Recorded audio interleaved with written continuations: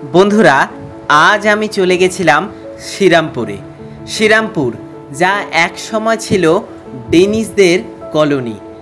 আদতে এই রাজবাড়ি কোনো রাজাদের নয়, বরং এখানকার প্রভাবশালী জমিদার গোস্বামীদের।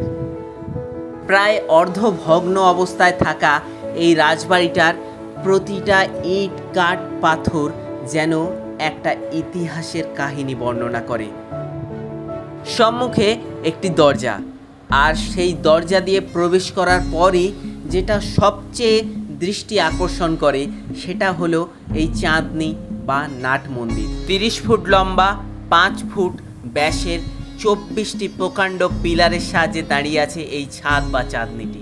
বর্তমানে এই রাজবাড়ির ঠাকুর দালানে প্রি ওয়েডিং ফটোশ্যুট হয়।